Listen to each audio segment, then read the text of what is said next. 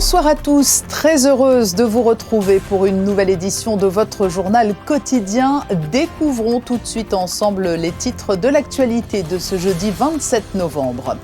L'interruption volontaire de grossesse était hier soir au cœur des échanges au Conseil national. Le ministre d'État, Christophe Mirement, a invoqué la cohésion nationale pour motiver le choix de ne pas transformer la proposition de loi relative à l'IVG en projet de loi. Le centre scientifique passe son grand oral. Il est actuellement évalué par un comité d'experts indépendants pour mesurer l'avancée de ses travaux et affiner ses priorités. C'est un bel anniversaire. Le Conseil économique, social et environnemental fête ses 80 ans. Nous serons avec sa présidente, Caroline Rouguignon-Vernin, pour revenir sur le travail accompli depuis 1945 et se tourner vers l'avenir avec les réflexions en cours. Enfin, la Roca Team a signé hier soir sa plus large victoire en Euroleague en s'imposant 102-66 face à l'Anadolu Efes Istanbul. Résumé de cette écrasante victoire assure dans ce journal. Le prince Albert II l'avait laissé entendre lors du traditionnel entretien qu'il accorde à nos confrères de Nice Matin à l'occasion de la fête nationale. Le ministre d'État l'a acté hier. La proposition de loi relative à l'interruption volontaire de grossesse ne sera pas transformée et Christophe Mirement l'a donc officialisé. Christine Datomel. Hier soir, le ministre d'État Christophe Mirement a effectivement pris la parole en séance publique pour officialiser la décision du gouvernement. La proposition de loi sur l'interruption volontaire de grossesse ne sera pas transformée.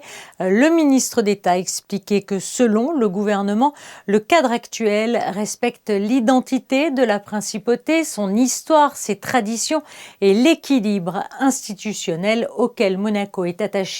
Il a rappelé également que le fondement spirituel et constitutionnel du pays doivent être préservés et que le dispositif actuel offre déjà, je cite, un équilibre suffisant.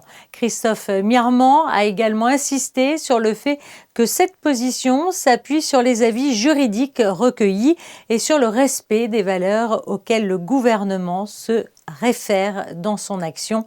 Je vous propose de l'écouter. Cette proposition de loi a donc été examinée avec la plus grande attention et je dirais même avec gravité.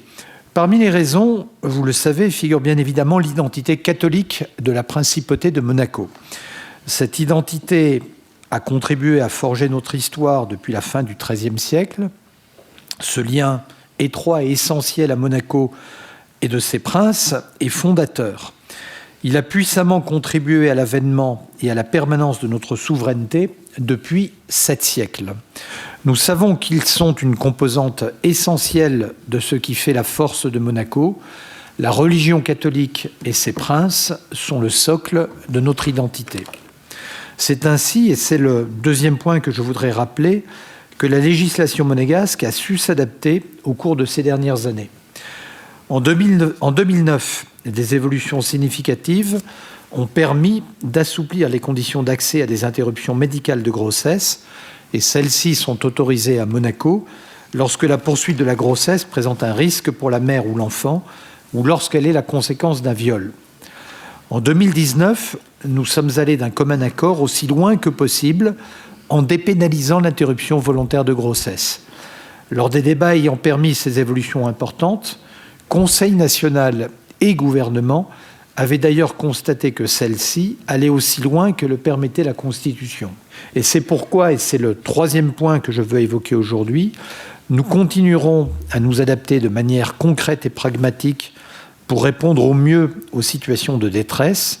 Et je sais bien sûr que nous nous rejoignons sur ce point. En réponse, le président du Conseil national, Thomas Brezzo, a réagi. Il a exprimé la déception de l'Assemblée élue, rappelant que bon nombre de Monégasques souhaiteraient une évolution de la législation. Il a souligné que le Conseil national n'a pas l'initiative législative. Sans l'accord du gouvernement, aucune réforme n'est possible. Thomas Brezzo a insisté sur la nécessité de continuer à réfléchir à des solutions permettant à terme davantage d'autonomie pour les femmes dans leur propre pays. Écoutez Thomas Brezzo. Dans ce contexte, revenons à vos mots, Monsieur le Ministre. Vous avez justifié la position du gouvernement par l'identité catholique de la principauté. Mais personne, ici même, ne conteste cette identité. Et nous y sommes même très attachés. Et il n'a jamais été question de supprimer cette spécificité d'un trait de plume. Mais à la place qui est la mienne, je me dois de rappeler que cette identité ne peut devenir un argument d'immobilisme. En effet, vous avez invoqué, Monsieur le Ministre, l'avis du Comité supérieur d'études juridiques. Je vous remercie d'ailleurs d'avoir fait preuve de transparence en nous transmettant spontanément cet avis que nous avons pris très au sérieux. Mais je note, ainsi que vous l'avez vous-même souligné dans vos propos, il y a quelques instants, que selon ce comité, la proposition de loi que nous avons formulée offrait une perspective tournée vers l'avenir. Pour autant, vous avez choisi de ne pas la considérer. Alors, malgré tout, Monsieur le Ministre, puisque je suis un éternel optimiste, et parce qu'une fois de plus, je souhaite vraiment vous apporter tout mon soutien dans la pleine charge qui est la vôtre, je saluerai le fait que notre démarche initiale ait malgré tout permis quelques avancées, même si je suis obligé de les qualifier de mineures. Je regrette surtout qu'elle ne réponde pas au point fondamental, le droit pour les femmes de disposer de leur propre corps dans leur propre pays.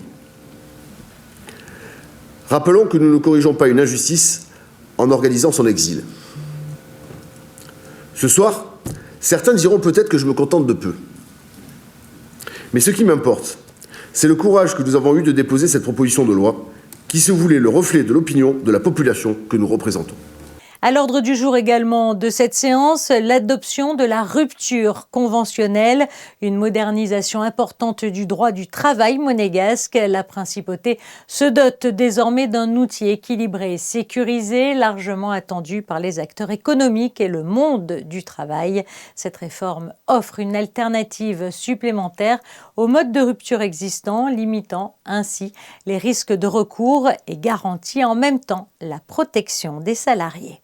Le centre scientifique de Monaco est en train de passer son évaluation. Un exercice stratégique mené par un comité d'experts indépendants.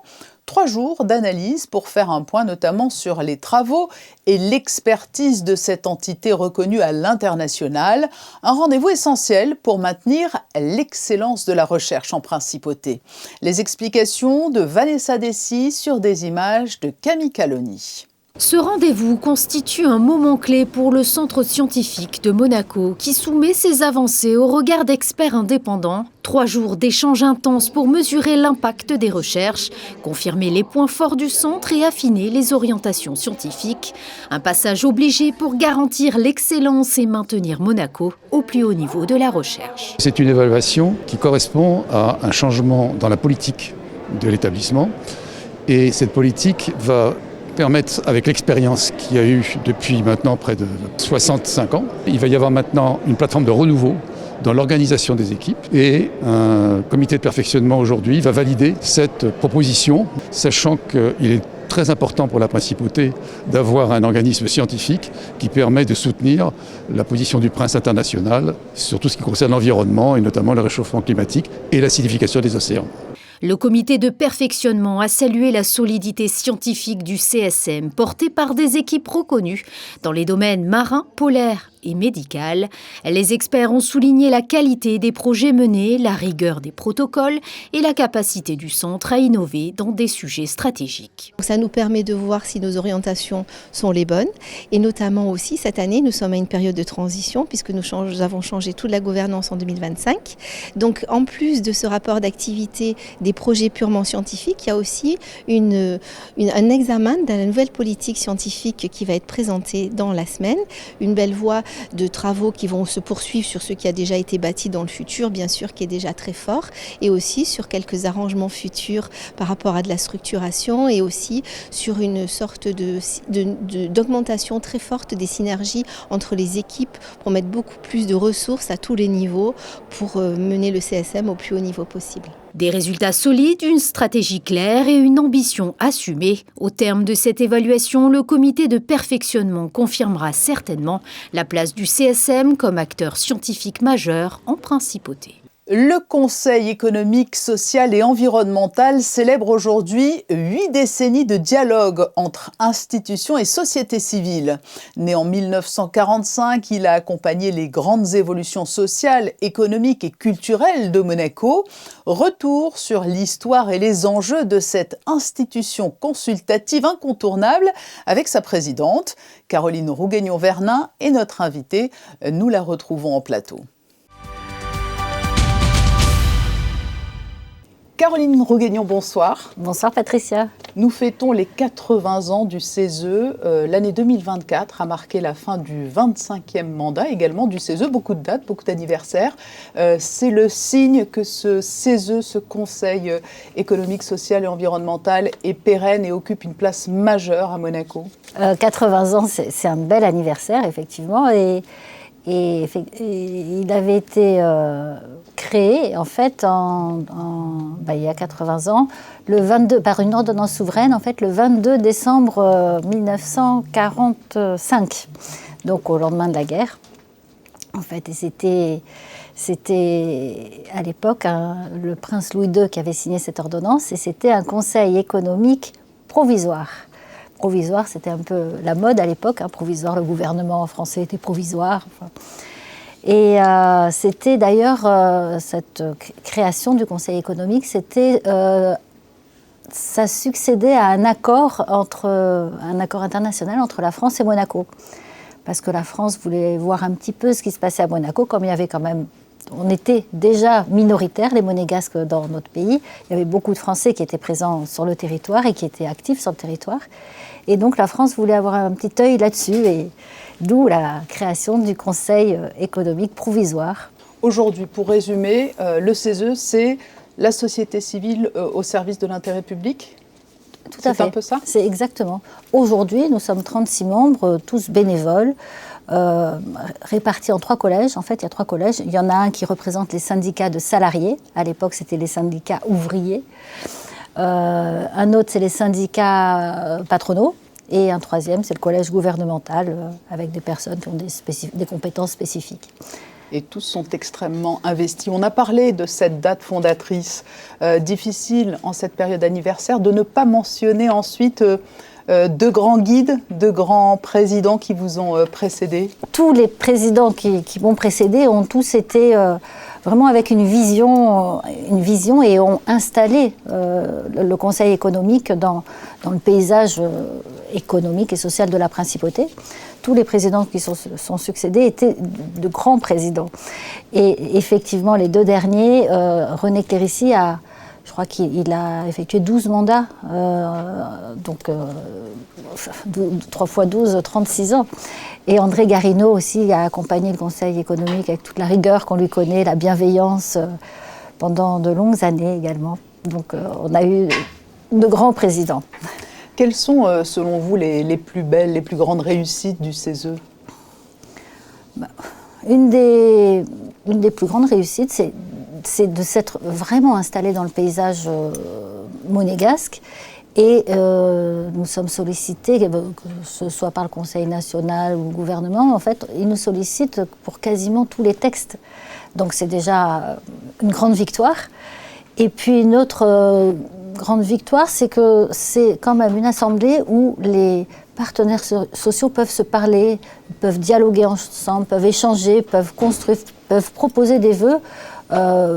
Parfois avec le même avis, et quand ils n'ont pas le même avis, on éclaire ainsi le gouvernement sur les positions des uns et des autres. Nos travaux sont éclairants en fait pour le gouvernement, voire inspirants, voire mis beaucoup de nos vœux sont mis en application aussi. Donc on a eu 267 conseillers durant ces 80 années qui ont réalisé globalement près de 800 travaux. Donc on est très fiers de tout ce dialogue social qu'on a pu inspirer et accompagner en principauté. Est-ce que l'on peut vous demander sur quelle thématique actuellement le CESE est amené à réfléchir ? Alors là, récemment, on vient de faire un vœu sur une thématique qui intéresse, je pense, beaucoup de monde en principauté, la mobilité. On pense que le vœu qu'on a formulé est simple, original et qui pourra améliorer la mobilité, en tout cas intramuros. Le vœu qu'on vient de faire, c'est comme on a la chance d'avoir des grands parkings de dissuasion, en tout cas, de proposer que pour tous les touristes, les vrais touristes qui ne connaissent pas Monaco, de leur proposer, alors je vais caricaturer ce qu'on a proposé, mais de leur proposer de se garer gratuitement aux Salines, ou alors d'avoir le choix de venir dans le centre de Monaco, mais alors pour ces touristes-là, ce serait à un prix totalement prohibitif. Évidemment, on a réfléchi à préserver les prix actuels pour tous les salariés, les résidents, même les livreurs qui viennent, enfin tous ceux qui travaillent déjà à Monaco, de près ou de loin, les prestataires également, auraient exactement les mêmes conditions qu'aujourd'hui, mais pour les touristes, voilà, on se dit que peut-être ça peut avoir un impact significatif, ça vaut peut-être le coup de le tenter. Voilà, ça c'est une proposition sur la mobilité qu'on vient de faire. Merci Caroline Rouguignon d'être venue en plateau à Monaco Info à l'occasion des 80 ans du CESE. Merci beaucoup Patricia pour votre invitation. La Société des Bains de Mer annonce un chiffre d'affaires en croissance de 10% à 542,5 millions d'euros au premier semestre de l'exercice 2025-2026. Il est en hausse de 47,3 millions d'euros par rapport à la même période de l'exercice précédent. Cette progression est portée par une forte activité estivale au sein du resort, entraînant une croissance de l'ensemble des secteurs d'activité du groupe. Nous poursuivons aujourd'hui notre série de reportages consacrés à la Semaine européenne de réduction des déchets. Le musée océanographique a proposé lui aussi des animations sur le thème « Repair is fair » que l'on pourrait traduire par « Réparer, c'est juste », une manifestation à destination des scolaires de la Principauté avec plusieurs ateliers très pratiques, comme vous allez pouvoir le constater dans ce reportage de Fabien Bonilla et Camille Caloni. Repair is fair, une journée d'ateliers participatifs à la croisée de la pédagogie et de la créativité. Il s'agit surtout d'une journée ludique, destinée à des jeunes de la Principauté et de la région. L'objectif de cette journée, éveiller les consciences et encourager l'adoption de réflexes durables avant, pendant et après la consommation. Chaque année, pendant la Semaine européenne de réduction des déchets, on cherche à faire une action un petit peu ludique et très engagée. Et avec l'ensemble de nos partenaires, on a voulu montrer à la jeune génération que la réparation, la réutilisation et éviter les déchets, ce n'est pas forcément une contrainte. Et on a pu monter tous ces ateliers de réparation et on les fait participer à des actions ludiques sur l'ensemble de la journée, sur ces thématiques-là. Plusieurs groupes d'élèves de 8 à 15 ans venant des établissements de la Principauté et même de Nice ont pu participer à différents ateliers dans la grande salle de conférence du musée océanographique. 11 ateliers au total répartis dans 5 thématiques telles que le numérique et la téléphonie responsable, la mode durable, la santé et la beauté, réduire ses déchets au quotidien et enfin adopter une alimentation éco-responsable. Qu'est-ce que tu es en train de faire là ? Là, je suis en train de coudre pour faire un sac. Qu'est-ce que tu penses de cette manifestation ici ? Je pense que c'est bien parce que ça stimule notre créativité, ça recycle du coup. J'ai fait la couture et je pense que c'est extrêmement bon car quand on sait la couture, on peut tout réparer. Donc au lieu de le mettre à la poubelle juste parce que c'est soit trop petit, soit ça marche plus, c'est cassé, on peut juste le réparer. Je pense que c'est une très bonne idée pour vraiment sensibiliser les jeunes à montrer comment on peut vraiment s'engager dans notre vie de tous les jours. Juste à l'extérieur de cette salle de conférence, des stands culinaires tenus par plusieurs chefs de la Principauté. On propose un zéro déchet, on a fait une petite tartelette en feuilles de wutong et parure de pommes de terre. On a récupéré les tiges de brocolis et de chou-fleur qu'on a fait cuire comme une purée, légèrement montée au beurre. Et ensuite, la petite touche d'originalité, on a les peaux de banane qu'on a fait façon bacon, un peu mariné et proposé aujourd'hui. On propose un hot dog avec une saucisse de potimarron 100% zéro déchet. On a utilisé le potimarron dans son entièreté. La peau, la pulpe, les graines qu'on a torréfiées. Et on a même râpé du potimarron cru pour faire comme une salade de choux à la mayonnaise. Aujourd'hui, je propose un petit tacos pois chiches, sauce à base de sésame et crudité. Donc la particularité, c'est qu'on a tout travaillé le produit. Il n'y a quasi pas de déchets. Cuisiner avec des restes ou des pelures, donner une seconde vie à des vêtements, fabriquer ses produits de beauté avec des éléments que l'on retrouve chez soi, un Repair is fair qui rentre parfaitement dans cette semaine européenne de la réduction des déchets. En basket, la Roca Team a signé la plus large victoire de son histoire en Euroleague hier soir. Un succès 102-66 à domicile face à l'Anadolu Efes Istanbul. Le résumé du match est signé Frédéric Elion et Hugo Comassa. La Roca Team enchaîne les performances XXL en Euroleague après avoir collé 32 points à l'Asvel sur son parquet. Monaco a écrasé l'Anadolu Efes Istanbul mercredi soir à Gaston Médecin. Une victoire de 36 points, la plus large de l'histoire monégasque en Euroleague. En difficulté au rebond ces derniers temps, Monaco remporte la bataille sous le cercle. 13 rebonds offensifs qui offrent des secondes chances. Avec un joli 9 sur 9 à 2 points dans le premier quart-temps, les Monégasques sont dans le bon tempo, 25-22 après 10 minutes. Les Turcs sont au contact grâce à un excellent Isaiah Cordinier, 16 points à 4 sur 4 à 3 points pour l'ancien Antibois. À la pause, Monaco est devant, 50-43, avant d'accélérer franchement en seconde mi-temps. Une belle alternance en attaque avec un excellent apport des intérieurs. 17 points pour Theis, 12 pour Hayes. Tout le monde contribue, les 12 joueurs ont du temps de jeu.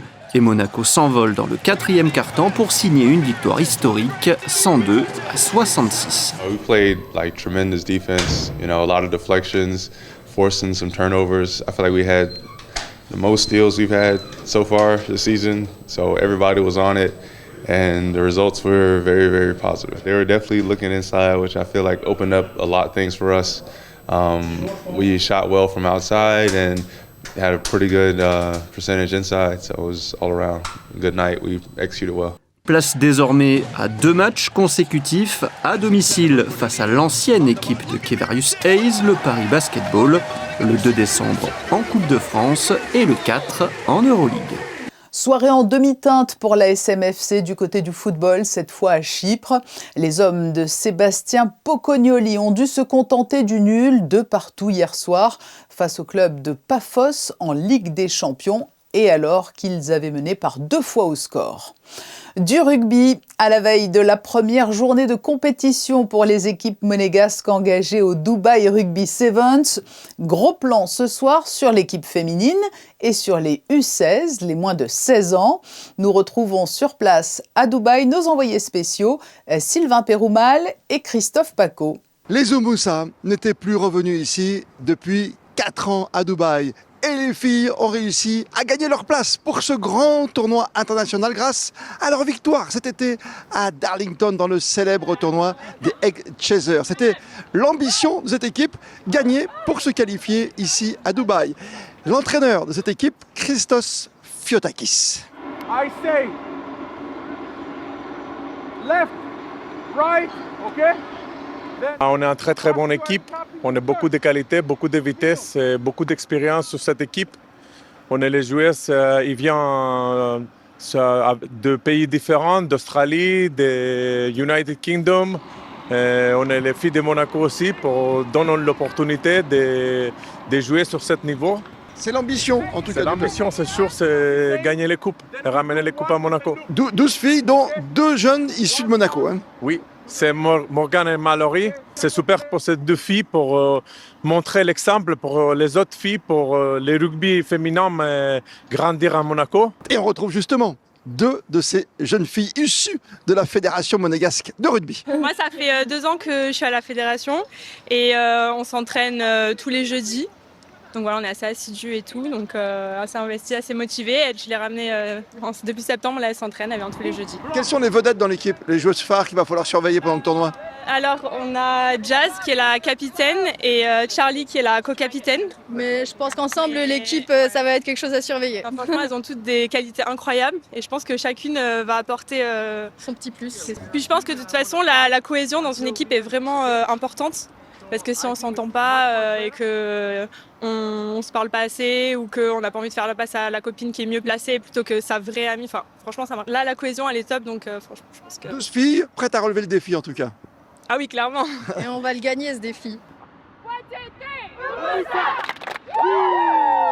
Et comment ne pas vous conter la belle histoire d'Alfonso, vainqueur, on s'en souvient, l'an dernier du concours de dessin initié par la Fondation Princesse Charlène pour habiller les moins de 16 ans, les U16. Et bien justement, cette année, il est à Dubaï en tant que compétiteur, dessinateur, joueur comblé. J'étais parti sur... en fait, je prenais les couleurs de Monaco et celles de l'Afrique du Sud.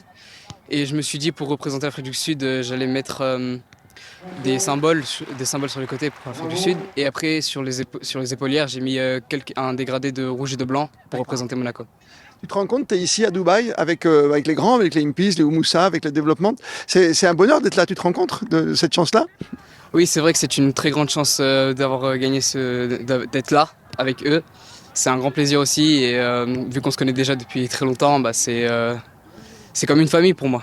Et les jeunes espoirs monégasques ont pu hier soir découvrir le fabuleux spectacle des fontaines. Spectacle et lumière au pied de la tour Burj Khalifa, avant d'accompagner les 3 autres équipes qui disputeront dès demain la compétition internationale.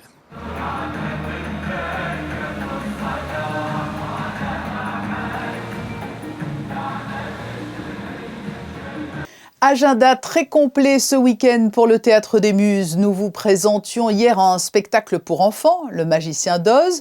Intéressons-nous aujourd'hui au programme adulte avec le Mystère Ophélia à découvrir jusqu'à dimanche. Le récit d'Alexandra Pani sur des images d'Arnaud Humbert. Voici l'histoire de la vraie Ophélia. Qui était la véritable Ophélia? Céline de Valent nous conte avec fascination l'histoire de Lizzie Sidal, muse des peintres londoniens pré-raphaélites. Elle a été le modèle du tableau le plus célèbre d'Angleterre, Ophélia.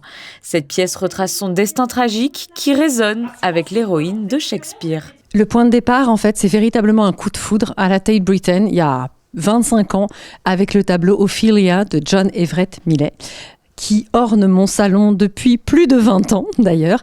Et quand j'ai commencé à m'intéresser à l'histoire de ce tableau et du modèle qui a posé pour ce tableau qui est Elizabeth Sidal, je me suis rendu compte de coïncidences plus qu'étranges entre le modèle qui a posé pour Ophélia et la destinée du personnage fictif de Shakespeare, et qu'à partir du moment où cette femme a posé pour ce tableau, elle a connu la même destinée que le personnage d'Ophélie.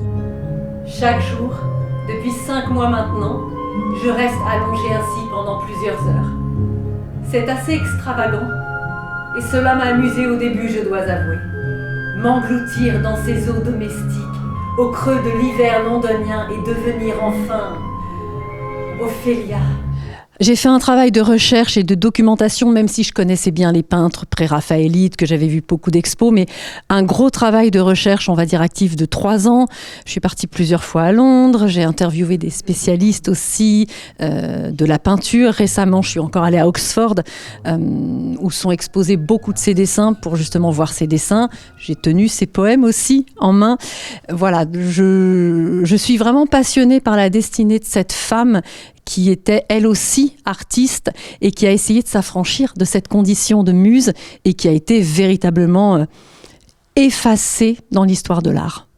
Sur scène, aux côtés de Céline de Valent, l'on retrouve Romain Arnaud-Nieschi pour interpréter le rôle du peintre Rossetti. Finalement, on découvre un mystère de l'histoire de l'art anglais qui est trépidant, quoi, qui est formidable. C'est un peu notre Joconde, enfin leur Joconde à eux, avec un mystère un peu ésotérique, un peu étrange. L'excès dans mes gènes. Je m'appelle Rossetti, comme Rosso. Mes parents sont italiens. Rosso, ça veut dire rouge en italien. Et moi, je suis de pure souche anglaise. C'est la couleur de la passion.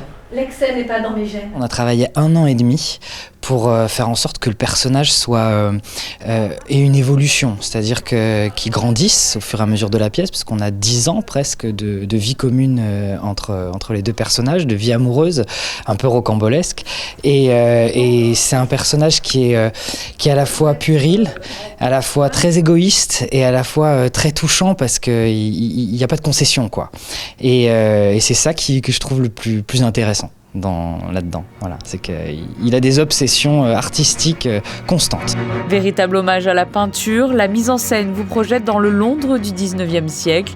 Un plongeon dans l'un des plus envoûtants mystères de l'histoire de l'art, à découvrir sur la scène du Théâtre des Muses jusqu'à dimanche. Avant de refermer ce journal, ces images tournées hier soir lors de la soirée de gala de l'association monégasque de l'ordre des Saint-Maurice et Lazare, œuvrant sous l'égide des ordres dynastiques de la Maison de Savoie. Cela s'est passé au Yacht Club de Monaco en présence du prince Albert II et du prince Emmanuele Filiberto de Savoie.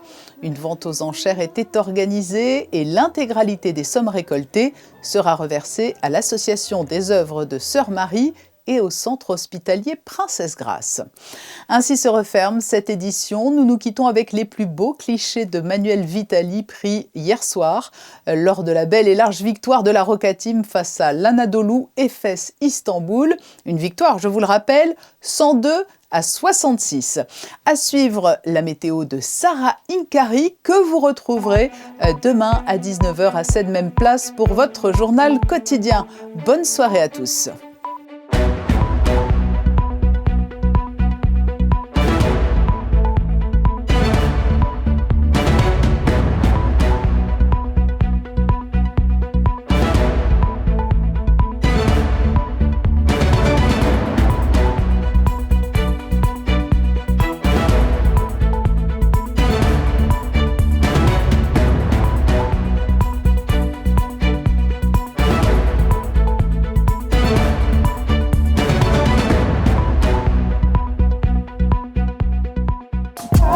Retrouvez la météo avec Maya Bay, le restaurant référence thaï japonais de Monaco.